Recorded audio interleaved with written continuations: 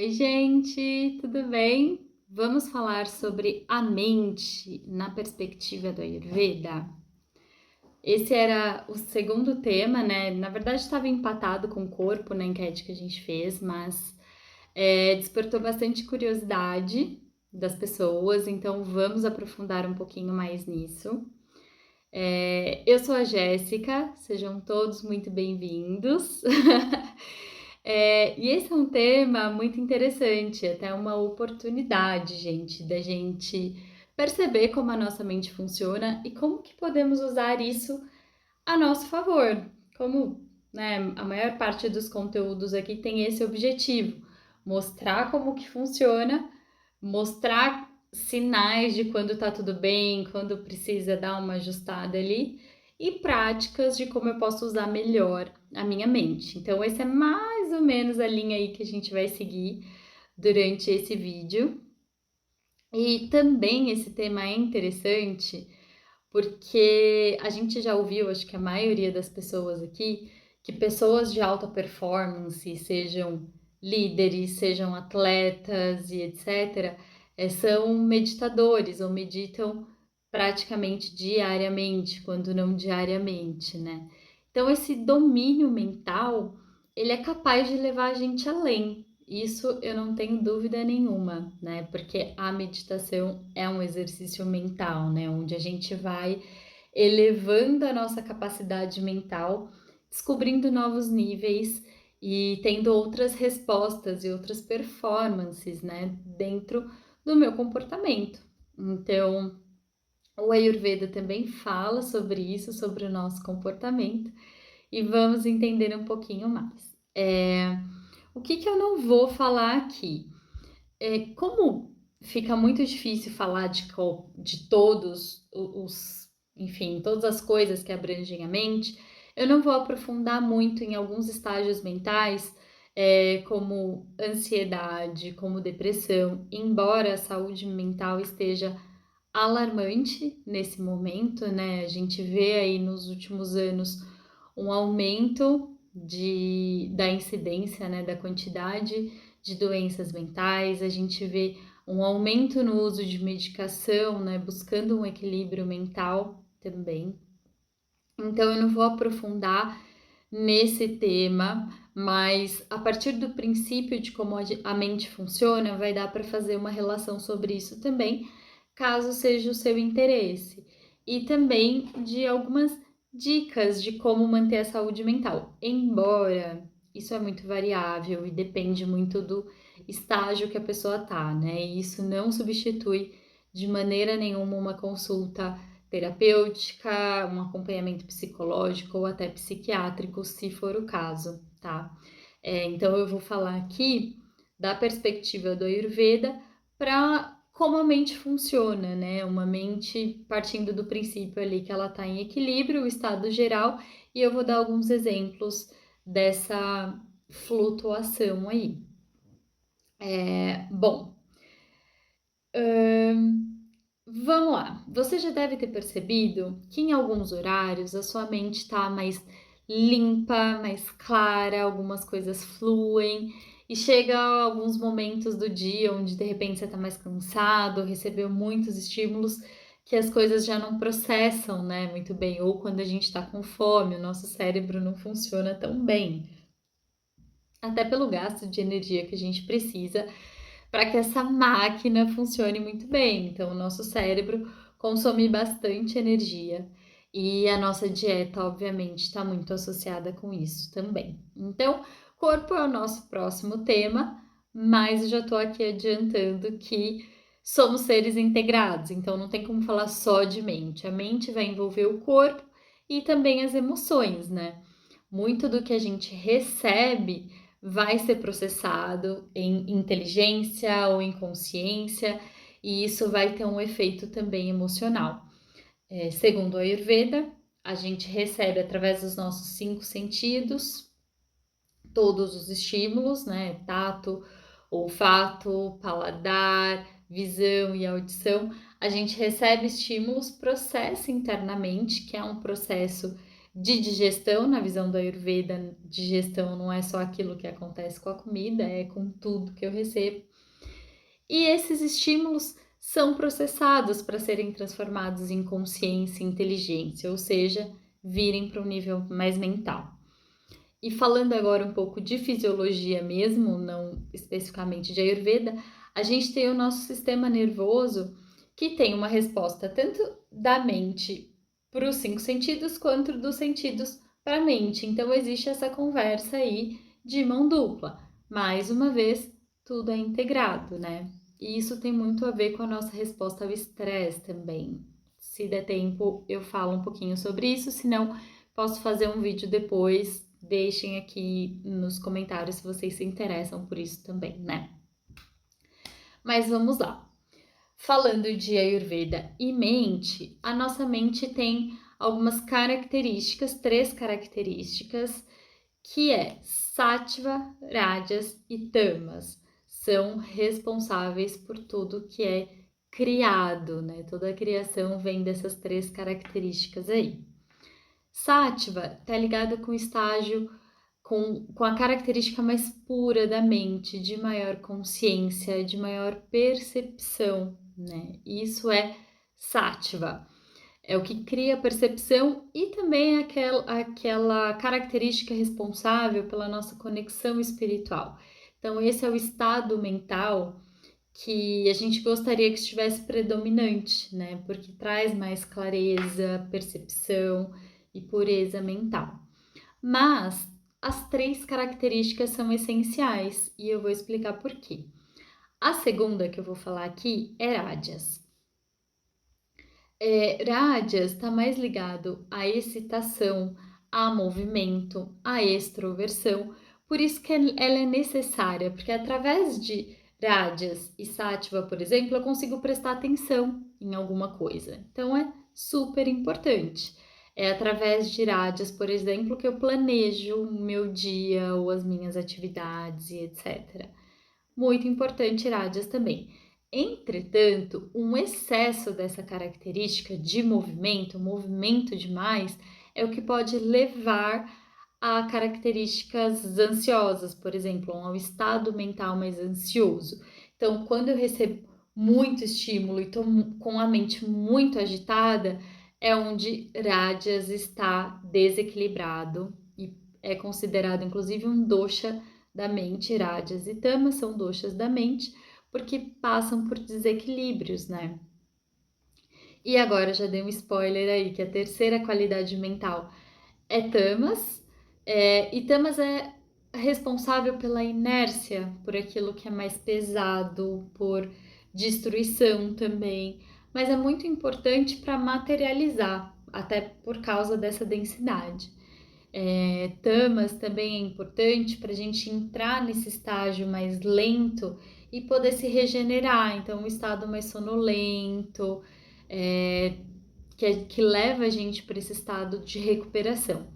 Então, essas 3 características, Sattva, Rajas e Tamas, existem na mente, sendo Rajas e Tamas suscetíveis aí a desequilíbrios.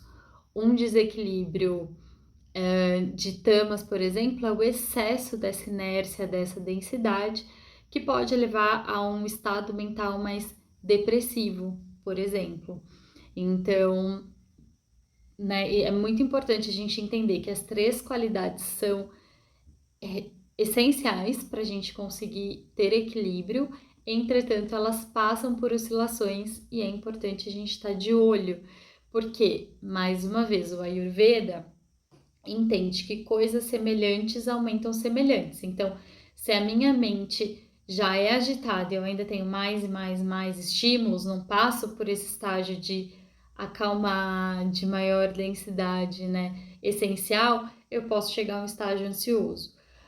Se por outro lado eu tenho só esse peso, essa inércia, e não tenho tanto movimento, eu não consigo, por exemplo, ter ideias de planejamento ou, enfim, algum desse tipo de outra coisa que é essencial no meu dia também, né?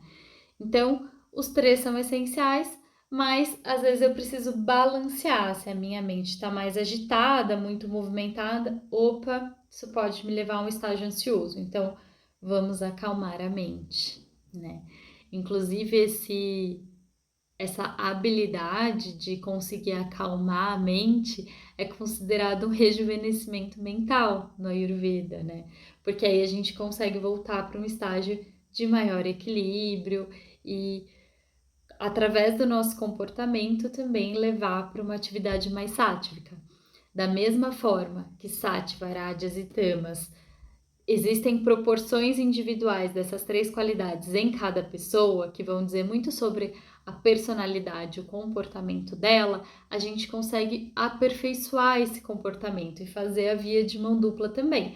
Então, se essa minha característica natural, vou chamar assim, me dá uma ideia de comportamento, poxa, tem algumas atividades no meu comportamento, algumas escolhas que eu posso fazer para levar a minha mente para outro estado também.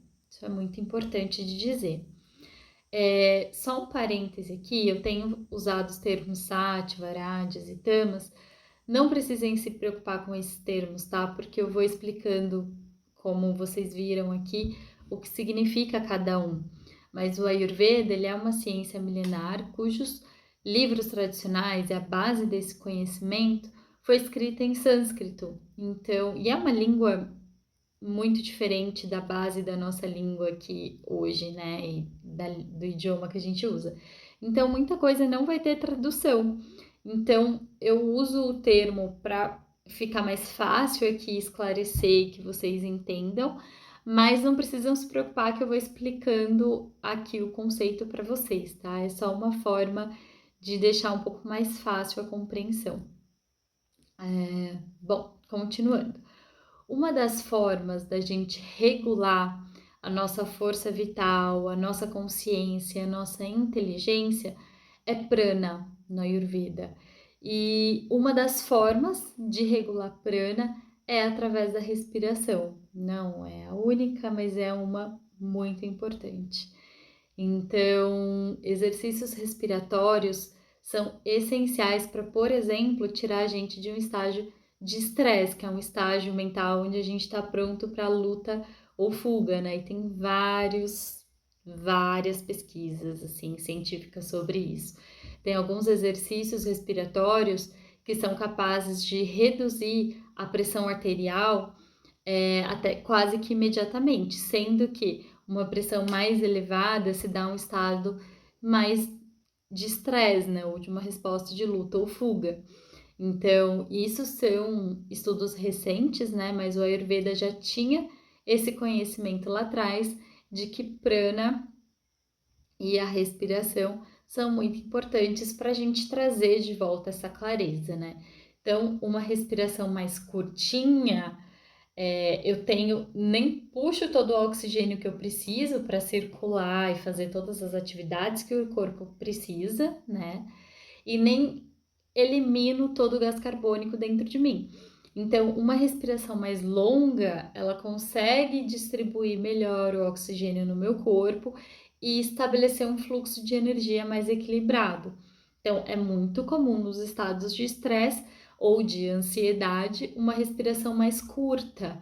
E se eu consigo voluntariamente controlar isso para deixar a minha respiração mais lenta, aos poucos eu vou trazendo esse equilíbrio mental, essa consciência maior e diminuindo um pouquinho o movimento, diminuindo um pouquinho de rádios.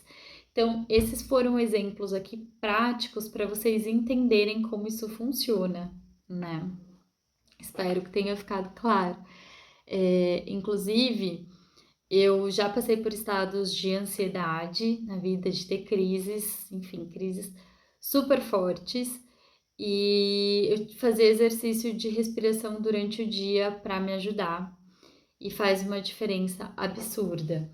E isso vale também para quando a gente está num diálogo difícil ou numa condição onde as informações ou os estímulos que eu recebo eu processo numa forma, eu vou usar aqui uma palavra negativa, mas pode ser mais densa, etc. Lembrando do que a gente falou no vídeo anterior, que não existe emoção boa e ruim, né? Cada uma tem o seu papel e a sua função para me levar para um estado diferente, né? Então, não é nesse rótulo. Mas se eu percebo que eu tô perdendo ali um controle, ou as emoções estão me dominando e eu posso reagir de uma maneira que eu não quero, eu posso simplesmente respirar enquanto eu tô recebendo esse estímulo e me retirar por alguns minutos ali antes de voltar. Isso pode me ajudar a recuperar o meu equilíbrio voluntariamente, para que depois eu tenha mais clareza mental e consiga processar os fatos como eles são de fato, os fatos como são de fato ficou ruim, né? Mas vocês entenderam. Processar o que de fato aconteceu e o quanto o que eu processei que não foi tão legal, ou que eu não quero deixar influenciar nesse momento, porque pode ali ativar algumas questões internas minhas e me levar para uma outra situação que eu já vivi, que às vezes se mistura, né, de acordo com esse estímulo que eu recebi. Então, como eu falei, tá tudo integrado, falando um pouquinho de emoção, mas é inevitável, né, gente? Mas enfim, continuando aqui. Outra coisa que pode afetar muito, eu tô falando aqui de comportamento, de respiração e etc., mas a dieta também influencia muito como a minha mente funciona. Acredito que a maioria de vocês já usou um estimulante, por exemplo, é, época, sei lá, de trabalho e faculdade junto, meu Deus, como é que faz? Tô cansado, mas preciso estar ali. Toma um estimulante para a mente voltar. Então, gente, se eu sigo uma dieta que tem muitos alimentos ali que estão me estimulando, me excitando demais, eu vou elevar áreas na minha mente. Se por outro lado eu faço a ingestão de muitos alimentos que me levam para esse estágio mais denso, mais pesado, eu vou estar trazendo tamas para minha mente, né? Então a dieta influencia muito também no nosso estado mental. E eu posso, mais uma vez, usar isso ao meu favor também à medida que eu vou entendendo melhor cada uma dessas coisas, né?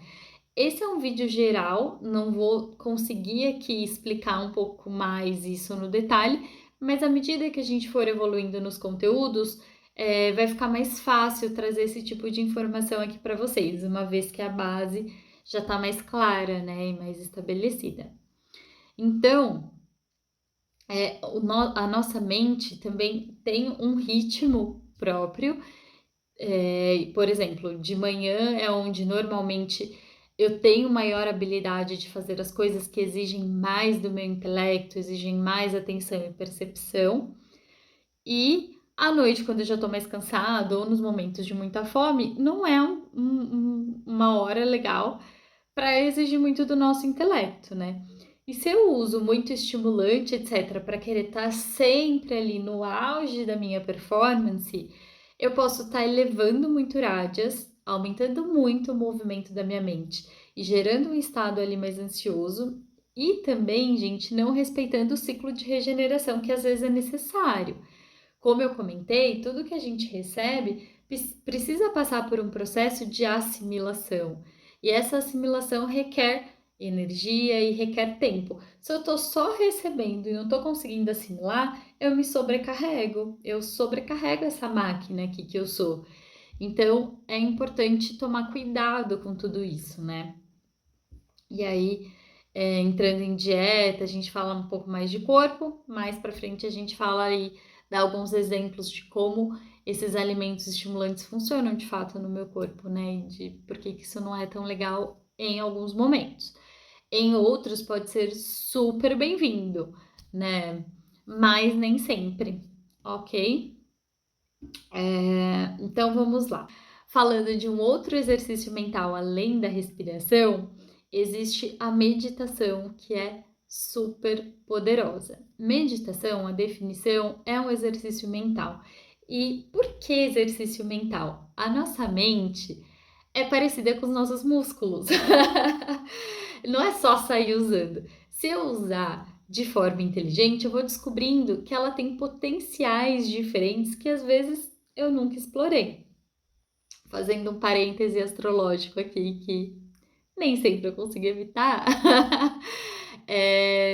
um dos livros da Liz Green que eu consulto com frequência, leio com frequência, é o Saturno, onde ela fala que, bom, pensando na evolução humana, né, no período que estamos aqui, todos os seres, a mente é o que nos diferencia dos seres inferiores, vamos dizer assim. Então, essa capacidade mental traz para gente algumas vantagens, né?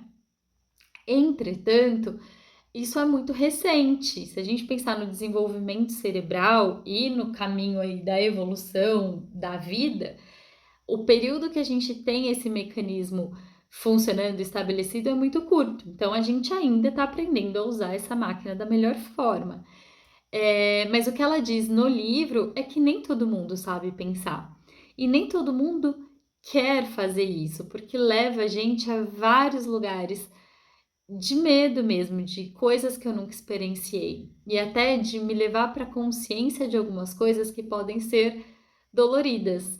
E também levam para o estado criativo da mente. Não é todo mundo que usa a mente com esse potencial criativo. E não é que esse potencial está acessível a todo momento. Tem que trabalhar isso em mim, fazer um exercício mental mesmo. E a meditação ajuda pra caramba, porque o nosso corpo ele foi projetado, incluindo a nossa mente, a buscar sobrevivência. Então, gastar o mínimo de energia, porque pode ser que eu precise disso lá na frente, e buscar conforto, né? Segurança. Então, muitas vezes eu vou buscar o caminho mais curto. E a nossa, eu vou chamar de camada primária, inicial aqui da mente, ela tá muito ligada aos cinco sentidos. Então, a tudo que eu recebo de estímulo, e eu processo isso mentalmente buscando mais e mais prazer. Isso explica, por exemplo, o prazer de ficar rolando ali a rede social. Eu recebo alguma coisa positiva, mas aquilo é momentâneo, né? Um segundo estágio aí mental, quando eu consigo controlar esse meu impulso mental inicial, de busca pelo prazer momentâneo ali dos cinco sentidos, seja através da comida, de ver uma coisa legal, de uma coisinha gostosa para cheirar, uma sensação gostosinha na pele, né?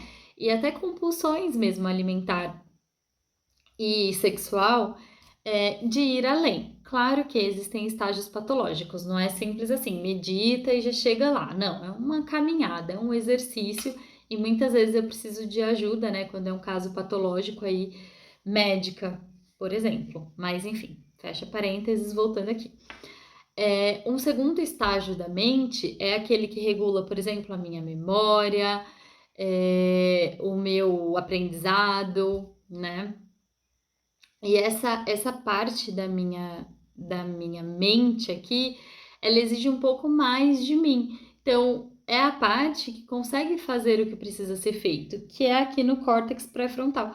Então, tem uma parte do meu cérebro que é ligado muito às respostas instintivas de luta ou fuga, que é mais, como eu vou dizer, mais dominada pela maioria das pessoas, porque tá ligado aos instintos, né? E tem essa parte cerebral que faz o que precisa ser feito. Tanto que no nosso desenvolvimento humano, essa parte termina de se formar praticamente na fase adulta já da nossa vida. Então, é por isso que crianças têm mais dificuldade de ter disciplina, precisa da ajuda ali de um adulto para que ela consiga desenvolver isso, do que adultos. Em teoria, adultos deveriam ser capazes de perceber, poxa, até que ponto esse prazer momentâneo é mais vantajoso para mim do que investir numa coisa que talvez agora não seja tão prazerosa, mas vai me trazer um benefício a longo prazo. Então, essa outra capacidade é a primeira recompensa de dominar esse nível inicial da mente, que é esse nível mais da busca pelo prazer, né? E quem aí nunca ouviu que líderes de alta performance ou atletas de alta performance dominam a sua mente? Porque dominam também o seu comportamento. Às vezes é muito difícil resistir aos instintos que o nosso corpo tem por comida, uma comida que a gente gosta, por exemplo, até quando a gente está com fome, né? Acho que todo mundo já passou por isso. Talvez seja o exemplo que clareie isso um pouco mais. Então, quando a gente consegue vencer essa busca incessante pelo prazer momentâneo e vai além, a gente consegue outras, como eu vou dizer, outros tesouros aí que a nossa mente nos traz, de ter uma visão mais clara do que realmente é melhor para mim. Então, de trazer mais consciência, um estágio mais consciente da mente. Acho que assim fica até mais claro. E a mente tem outros estágios? Tem outros estágios. Um estágio ainda mais além, né? Seria, entre aspas, muitas aspas aqui, um terceiro estágio, seria uma capacidade criativa, que é onde vem os insights mesmo, o poder de criação. Então, se eu consigo fazer exercícios mentais ou dominar a minha mente para chegar nesse outro nível, eu consigo ter uma capacidade de criação muito maior. E isso vai evoluindo, gente. Chega até o nível lá da transcendência mesmo, de uma conexão maior, que a nossa mente pode ser a porta para a gente ter, né? Falando aí que o yoga e o Ayurveda são conhecimentos milenares que acreditam que essa parte espiritual é muito importante para a gente, né? A gente tem isso e não é inteligente negar essa nossa parte espiritual. E a nossa mente é uma grande porta para entrar numa conexão maior com isso, à medida que eu vou tendo maior clareza e uso a minha inteligência melhor. Então, gente, foi uma explicação aqui um pouco resumida, mas um pouco detalhada também, de como a nossa mente funciona, mas como eu falei, tem uma série de coisas que influenciam, sejam elas do corpo e do meio ambiente, sejam elas das emoções, e os exercícios mentais que podem ser feitos através, né, da respiração, do comportamento, mas também da meditação, são muito valiosos. Não pretendo aqui ensinar a meditar, mas até porque existem muitos tipos de meditação, né, gente? Tem a atenção focada, tem a meditação que a gente só deixa os pensamentos passarem, enfim, tem uma série de técnicas aí. E cada uma vai servir para um nível também. Mas o que eu recomendo, e a gente pode falar mais sobre isso, sobre essas técnicas aí no futuro, é que o básico, que é simplesmente parar, respirar e se concentrar em si mesmo por alguns minutos, seja feito. E é uma coisa simples. Que se você não tiver alguns minutos, que seja por um minuto. Sabe aquele momento que a gente se desliga,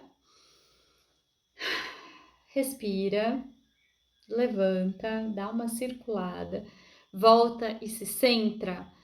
Esse é um exercício que você pode fazer a qualquer momento, nem que seja para perceber: nossa, minha mente está agitada, nossa, hoje eu não estou conseguindo me concentrar.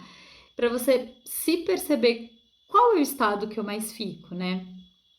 Inclusive, nesses exemplos que eu comentei aqui, depois do estágio do estímulo sensorial, a gente vai para o estágio mais mental, que eu falei que regula a memória e etc., nos ajuda a fazer o que precisa ser feito, mas também é o estágio dos devaneios, que é onde a gente passa pelo menos aí metade do nosso tempo criando histórias na nossa cabeça, né? E poxa, da onde vem isso? Será que não é interessante eu aprender a como lidar com isso para usar melhor a minha mente, ou não gastar tanta energia, já que a mente gasta energia pra caramba, criando finais felizes, conflitos, enfim, a história imaginária que seja, muitas vezes motivadas pelas minhas emoções? Então, a meditação é uma ferramenta, inclusive, para eu perceber onde eu tô nisso tudo e qual que é o meu próximo passo, né? Nem sempre eu preciso perceber e agir. No começo, e principalmente para começar, é só perceber, gente, porque aí você percebe uma, duas, três, quatro, 10 vezes. Poxa, a maioria das vezes eu tô viajando aqui criando uma história que não tem o menor sentido. Então tá, beleza, vou dar menos atenção para isso dentro de mim. E isso, gente, também causam emoções na gente, né? Esses devaneios, etc. Então, quando a gente consegue realmente controlar a nossa mente ou usar a nossa mente a nosso favor, facilita muito o processo de conseguir uma mente mais clara, ser um pouco mais produtiva, ficar menos dependente de estimulante e etc. Lembrando que também é preciso uma regeneração para o nosso corpo e para nossa mente. Esgotamento mental é muito sério, tá muito comum aí. Então eu espero que vocês considerem muito esse assunto na vida de vocês, a relevância disso. E se vocês tiverem interesse em se aprofundar, me avisem. Inclusive, aliás, qualquer dúvida que vocês tiverem ou qualquer coisa que não ficou tão claro, que vocês querem mais informação, vão dizendo aqui nos comentários para que eu consiga, né, fazer um conteúdo melhor para todos vocês, que seja mais útil, né? E também, gente, eu peço que vocês encaminhe para alguém que você achar que pode ser útil, que pode gostar desse conteúdo, entender melhor a mente, né? Para que a gente espalhe saúde e bem-estar para o maior número de pessoas que a gente puder. E falando de doença mental, nunca foi tão urgente olhar para isso, né? Então é isso. Qualquer dúvida que você tiver, então vamos nos falando. Continue no canal para a gente conversando cada vez mais sobre esses e outros tópicos que forem interessantes. E já comecem com esse pequeno passo de aumentar a percepção, né? De às vezes parar, respirar e falar como tá a minha mente agora. Eu tô cansado, tô precisando de uma pausa, eu consigo focar mais um pouquinho, né? Para começar com um termômetro aí de como você tá hoje, tá bom? E um grande beijo e até a próxima. Tchau, tchau!